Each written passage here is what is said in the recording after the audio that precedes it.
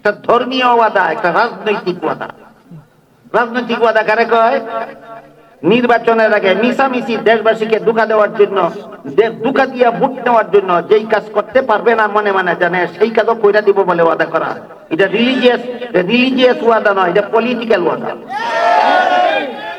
ফেরাউনে দেশবাসীর সাথে একটা পলিটিক্যাল ওয়াদা করে বললো আমি ফানি দিব, কিন্তু মনে মনে তো জানে ফানি দিতে পারবে না। এই জন্য চিন্তা করলো অরিজিনাল খুদার সাথে একটা কম্প্রোমাইজ করা দরকার। ভিতর সজাগ আছে, রাতে মাতাল তালে ঠিক। অরিজিনাল খুদার সাথে কম্প্রোমাইজ করা দরকার। তাই ফেরাউন সিংহাসন ছেড়ে রাজধানীর থেকে বের হয়ে মরুভূমি পার হয়ে পাহাড়ে ঢুকে গভীর রাতে গভীর জঙ্গলে গিয়ে আল্লাহর দরবারে সেজদায় পড়ে বলে, আল্লাহ আসলে তো খুদা আমি না, আসলে তো খুদা তুমি।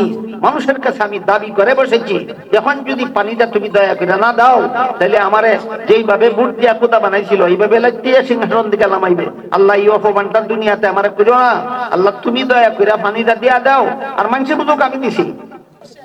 এমন গদি কি ফেরাউনের ছিল না? ফেরাউন কি 5 বছরের গদিওয়ালা ছিল না 400 বছরের গদিওয়ালা ছিল? ফেরাউন 5 বছরের গদিওয়ালা ছিল না, ফেরাউন 400 বছরের গদিওয়ালা ছিল। আল্লাহ পাক রব্বুল আলামিন ফেরাউনকে এত বড় স্বাস্থ্যবান বানাইছিলেন, নিরোগা বানাইছিলেন, 400 বছরের ভিতরে তার গায়ে জ্বর আসেনি কোনোদিন। 400 বছরের ভিতরে তার সর্দি হয়নি কোনোদিন। 400 বছরের ভিতরে তার কোনোদিন মাথা ব্যথা হয়নি। বলেন রোগা রাজা 400 বছরের না চিরসুস্থ রাজা? এমত অবস্থায় এক সময় সে দাবি করে বসলো, আমি তোমাদের রাজা নই, শুধু আমি তোমাদের খুদাও। সারা দেশের মানুষ দিল বুট। বুট পানি সমর্থন, বুট পানি সমর্থন। জি মহারাজা, আপনি আমাদের রাজা নয় শুধু, আপনি আমাদের খুদাও। এইবার আরশ থেকে আল্লাহ পাক রব্বুল আলামিন সিদ্ধান্ত নিলেন, এখন তোরে খুদাগিরির মজা শিক্ষা দেব। এখন তোরে খুদাগিরির মজা শিক্ষা দেব। আল্লাহ সিদ্ধান্ত নিলেন তোরে খুদাগিরি শিক্ষা দিয়া ছাড়বো। তাই মিশরের যে নদীর পানির দ্বারা সারা দেশের কৃষকদের কৃষিকাজ হইত, নদীটার নাম নীল নদ। এই নীল নদকে হুকুম দিলেন পানি শুকিয়ে যাও। আল্লাহর হুকুমে নদীর পানি শুকিয়ে গেল, মাটি শুকিয়ে সাদা হয়ে গেল। এবার তো কৃষকদের কৃষিকাজ বন্ধ হয়ে গেল। সারা দেশবাসী দল বেঁধে বুটে পাশ করা খুদার বাড়িতে গেল। অরিজিনাল খুদা না ডিজিটাল খুদা? আমি এইসব শব্দের অর্থ সঠিকভাবে বেশি বুঝি না। আমি একটা সাদা সিধা বুঝি, অরিজিনাল মানে আসল আর ডিজিটাল মানে নকল। আমি এইভাবেই বুঝি। অরিজিনাল মানে 1 নম্বর আর ডিজিটাল মানে 2 নম্বর। সারা দেশের যারা বুট দিয়া খুদা বানাইছিল, এই বুটারেরা খুদার ডিজিটাল খুদার বাড়িতে গেল, গিয়া কইল, খুদা আপনাদের বুট চাইলেন, আমরা তো দিলাম, আপনি তো খুদা হইছেন, তো আমাদের নদীর পানি যে শুকায় গেল, আমার তো গৃহস্থী বন্ধ হয়ে গেছে, আমাদের গৃহস্থী চলবো কিভাবে? ওখান যদি খুদায় কয় আমি আমার মতো খুদা তোমাদের নদীতে পানি দেওয়ার ক্ষমতা রাখি না, লাইতে গেলাম আইব খুদারে গদির থেকে। এই আপনারা 2 কাজ। 2 দিন আগে ফুলের মালা গলা দিয়া বসাইবেন, আর কিছুদিন পরে জুতার মালা গলা দিয়া লামাইবেন। এছাড়া আপনারা 3 নম্বর কোন কাজ না। কাজ এই 2টা, একবার ফুলের মালা গলা দিয়া বসানি, আর একবার জুতার মালা গলায় দিয়া লামানি। সেনাবাদে বুঝতে পারছে আমার তখন লাইতিয়া সিংহাসন দিকে লামানির সময় এসে যদি কই আমার ক্ষমতা নাই, কাজেই একটা পলিটিক্যাল ওয়াদা করতে হবে। পলিটিক্যাল ওয়াদা কেমন এটা একটু পরে বলবো যদি আপনারা শোনেন। ফেরাউন বলে, ঠিক আছে, আমি যখন খুদা, তোমরা বুট দিয়া বানাইছো, তোমাদের নদীর পানি দেওয়া তো আমার ওই কাজ আমি দিব, তোমরা বাড়িতে যাও, তোমাদের পানি পাইলেই হইল। সান্ত্বনা ভাইয়া তারা চলে গেছে। এইদিকে ফেরাউন মনে মনে ভাবে, এটা তো পলিটিক্যাল ওয়াদা করছে, এটা তো অরিজিনাল ওয়াদা না। ওয়াদা 2 রকমের আছে, একটা হলো পলিটিক্যাল ওয়াদা আর একটা হলো রিলিজিয়াস ওয়াদা। একটা ধর্মীয় ওয়াদা, একটা রাজনৈতিক ওয়াদা। রাজনৈতিক ওয়াদা কারে কয়? নির্বাচনের আগে মিশামিশি দেশবাসীকে ধোঁকা দেওয়ার জন্য, ধোঁকা দিয়া ভোট নেওয়ার জন্য যেই কাজ করতে পারবে না মনে মনে জানে সেই কাজও কইরা দিব বলে ওয়াদা করা। এটা রিলিজিয়াস ওয়াদা নয়, এটা পলিটিক্যাল ওয়াদা। ফেরাউনে দেশবাসীর সাথে একটা পলিটিক্যাল ওয়াদা করে বললো আমি পানি দিব, কিন্তু মনে মনে তো জানে পানি দিতে পারবে না। এই জন্য চিন্তা করলো অরিজিনাল খোদার সাথে একটা কম্প্রোমাইজ করা দরকার। ভিতর সজাগ আছে, রাতে মাতাল তালে ঠিক। অরিজিনাল খোদার সাথে কম্প্রোমাইজ করা দরকার। তাই ফেরাউন সিংহাসন ছেড়ে রাজধানীর থেকে বের হয়ে মরুভূমি পার হয়ে পাহাড়ে ঢুকে গভীর রাতে গভীর জঙ্গলে গিয়ে আল্লাহর দরবারে সেজদায় পড়ে বলে, আল্লাহ আসলে তো খোদা আমি না, আসলে তো খোদা তুমি। মানুষের কাছে আমি দাবি করে বসেছি, এখন যদি পানিটা তুমি দয়া করে না দাও, তাহলে আমারে যেইভাবে বুট দিয়া খোদা বানাইছিল এইভাবে দিয়ে সিংহাসন দিকে নামাইবে। আল্লাহ এই অপমানটা দুনিয়াতে আমারে করো না, আল্লাহ তুমি দয়া করে পানিটা দিয়া দাও, আর মানুষের বুঝুক আমি দিছি। দেখেন রাজনীতির মধ্যে কি ধরনের বাটপারি চলে। পানি দিব কয় খুদারে, কয় পানি দিত, আর কয় মানসি বুঝুক আমি দিছি। এরকম বাটপারি রাজনীতি আছে কিনা? আল্লাহও বুঝেন রাজনীতি ভালো করে। ঠিক আছে, যা আল্লাহ পাক রব্বুল আলামিন পানি দিয়ে দিবার সিদ্ধান্ত নিল, কিন্তু সেজদায় ফিরে আল্লাহরে কইলো, আল্লাহ মঞ্জুর করলো কিনা সেটা তো আর জানে না। এই জন্য পাহাড় থেকে নামার সময় মনে মনে বড় টেনশন। আল্লাহর কাছে তো একটা কম্প্রোমাইজের প্রস্তাব করলাম যে তুমি দুনিয়াতে পানিটা দিয়া দাও, মানুষ বুঝুক আমি দিছি, আর খুদাগিরি নিয়ে কেন বাটপারি করলাম, মরণের পর থেকে তুমি আমার ইচ্ছা মতো চেষ্টা দিল। আল্লাহর সাথে কম্প্রোমাইজ করে রয়েছে, কিন্তু আল্লাহ গ্রহণ করলো কিনা জানে না তো। এই জন্য মনে মনে বড় টেনশন। এই টেনশন নিয়ে যখন সর্বশেষ পাহাড়ের চূড়ার থেকে নামবে, আল্লাহ জিবরিল ফেরেশতাকে একজন অচেনা মানুষের আকৃতি ধারণ করায় পাঠাইলেন। বললেন গিয়া ফেরাউনের কাছে একটা বিচার চাও। আল্লাহর হুকুমে জিবরিল ফেরেশতা একজন অচেনা মানুষের আকৃতি ধারণ করে এসে বলে, মহারাজ আমার একটা বিচার। তার মনটা শান্ত না, টেনশন আছে। হ্যাঁ, মন তো টেনশন। জঙ্গলের বিচারের জায়গায় বিচারে যে অফিস টাইমে যখন আমি সিংহাসনে বসে এই কথা বলতে না বলতেই পাহাড়ের টিলা থেকে দেখে নীল নদ পানিতে ভরপুর হয়ে আছে। তাহলে বোঝা গেল কম্প্রোমাইজ কাজে লাগছে। কাজে লাগছে কিনা? কাজে লাগছে। ওখানে টেনশন নাই, সাথে সাথে কয় ঠিক আছে ঠিক আছে। জঙ্গল হনাই সব তোর কি বিচার? কয় মহারাজ বিচার আর কিছু না, সামান্য একটু ব্যাপার। একটা গুলাম মনিব রে মনিব দেখে না, নিজের মনিব কয়। এই গুলামটার বিচার। একটা গুলাম আছে, এটা মনিব রে মনিব কয় না, নিজের মনিব কয়। এই গুলামটার বিচারের জন্য আপনার কাছে এসেছে। নিমক হারাম গুলাম, মনিব রে মনিব কয় না, নিজের মনিব কয়। এই গুলাম রে লোহিত সাগরে চুবাইয়া মারা ছাড়া আর কোনো বিচার নাই। বিচার প্রার্থী কয়, ধন্যবাদ মহারাজা, আপনার সুবিচারে আমার পরাণটা জুড়াইল। দয়া করে রায়টা লিখিয়া দিয়া দেন, কইয়া কাগজ কলম ধরে দিছে। দয়া করে রায়টা লিখে দেন। আল্লাহর দরবারে কাগজ কলমের অভাব আছে? অভাব নাই। ফিরিস্তা যখন কাগজ কলম, এটা তো মানুষের আকৃতি ধারণ করেছে, সিনচেনা ফিরিস্তাতে কাগজ কলম ধরে দিছে। কাগজ কলম হাতে নিয়ে লেখে, যেই গুলাম মনিবকে মনিব বলে না, নিজেকে মনিব দাবি করে, এই গুলামকে লোহিত সাগরের পানিতে চুবাইয়া মারণ ছাড়া আর কোনো বিচার নাই। লিখে দস্তখত দিয়েছে। ফিরিস্তা লেখা লইয়া গেছে।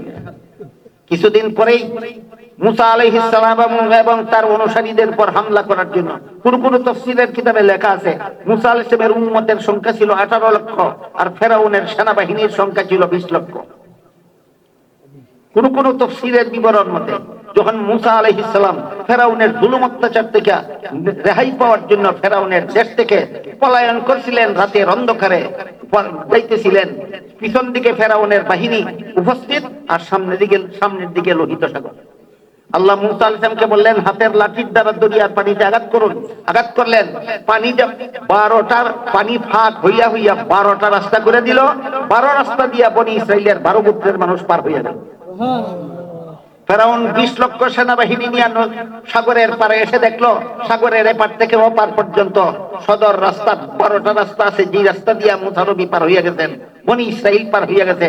বাহিনীকে হুকুম দিল, যেই রাস্তা দিয়া মুসা পার হইয়া গেছে, তার বাহিনী পার হইয়া গেছে, সেই রাস্তা দিয়ে আমরাও পার হইয়া ওই পারে গিয়ে আঘাত করব। সাগরের মধ্যখানে যাওয়া অবস্থায় আল্লাহ হুকুম দিলেন সাগরের পানিকে, যেই আল্লাহর হুকুমে পাক হইয়া নবী এবং নবীর অনুসারীকে রাস্তা করে দিয়েছ, সেই আল্লাহর হুকুমে পানি বন্ধ করিয়া সবগুলির চুবাইয়া মারো, আর বড়টারে মারার পরে বাসাইয়া দাও। যখন নাকানি চুবানি খাওয়া শুরু হইল লোহিত সাগরের তলায়, তখন ফেরাউন চিৎকার দিয়া বলতে লাগলো, আমি খোদা না, আমি খোদা না, মুসার খোদাই খোদা। তখন জিবরিল না কাগজটা সামনে দুইটা কয়, দেখ কেটা কোথায় বিচার করিবা, আগে দেখ এইটার মধ্যে কি লেখা, এটা কার হাতে লেখা, এটা তো আমার হাতের লেখা দেখা যায়, একটু হইরা দেখ। এর মধ্যে হইরা দেখে যে এই গুলামে মনিব রে মনিব কয় না, নিজের মনিব দেখে, এরা লোহিত সাগরে চুবাইয়া মারণ ছাড়া আর কোনো বিচার নাই। জিবরাইল কয়, তোর ব্যাপারে ওই বিচার চাইছিলাম, তুই রায় দিসলে, তোর রায় মতো আজকে এই পরিণতি হয়েছে।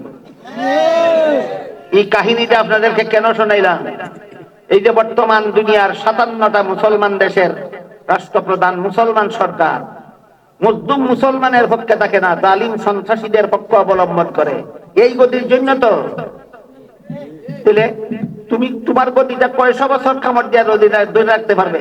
ফেরাউনে তো 400 বছর কামড় দিয়া ধরে রাখতেছিল, এরপরে তো রেহাই পাইনি। সুতরাং বর্তমান দুনিয়ার 57টা মুসলিম দেশের 57 সরকার ভালো রকম স্মরণ রেখো, মুসলিম মুসলমানের পক্ষ যদি অবলম্বন না করো, সন্ত্রাসীদের মোকাবেলায় যদি ঐক্যবদ্ধ ভাবে না দাঁড়াও, ফেরাউনের যেই দশা ঘটেছিল তোমাদের সেই দশা ঘটতে দেরি হবে না।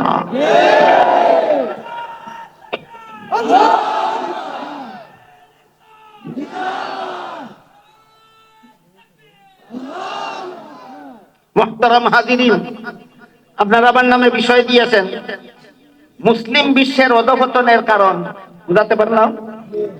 মুসলিম বিশ্বের এই নিরীহ নির্দোষ মুসলমানেরা বিশ্ব সন্ত্রাসীদের কাছে এই শোচনীয় ভাবে নির্যাতিত। কোন মজলুম কেন? হাদিস শরীফে রাসূল করিম বলে দিয়েছেন দুই কারণে, একটা হলো দুনিয়ার লোভ আর একটা হলো মরণের ভয়। একটা হলো দুনিয়ার লোভ আর একটা হলো মরণের ভয়। যে দুইটা অপরাধের কারণে আমাদের এই অধঃপতন হয়েছে, এই দুইটা অপরাধ সংশোধন করাটাই হইল উত্তরণের উপায়। মুসলমান অন্তরের অন্তঃস্থল থেকে দুনিয়ার লোভ বের করো।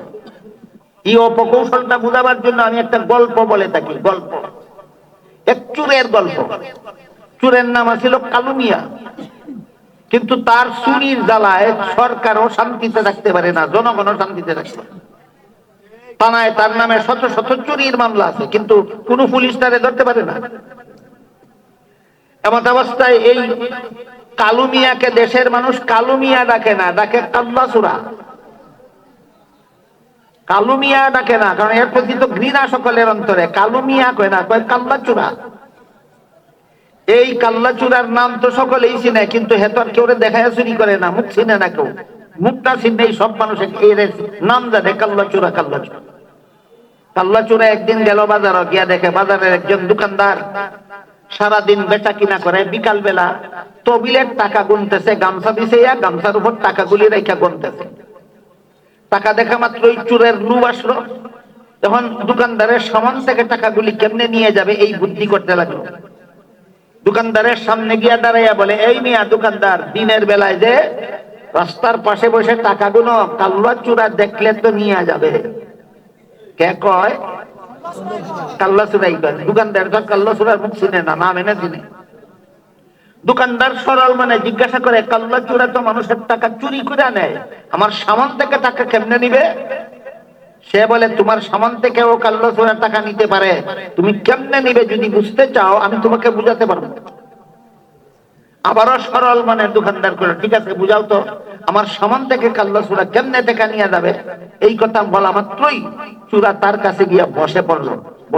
এইভাবে কাল্লা চূড়া তোমার পাশে এসে বসবে।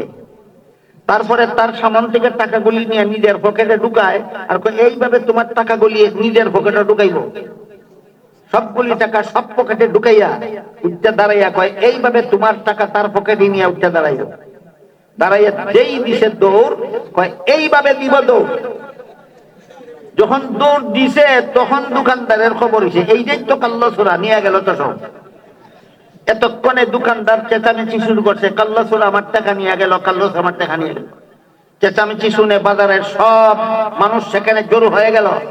ঘটনা দুর্ভাগ্যবশত কাল্লা চূড়া মানুষের বীরের ভিতরে পড়ে গেল, আটকা পড়ছে নি, মানুষের বীরের ভিতরে আটকা পড়ে গেল কাল্লা চূড়া। এখন তো ধরা খাইব।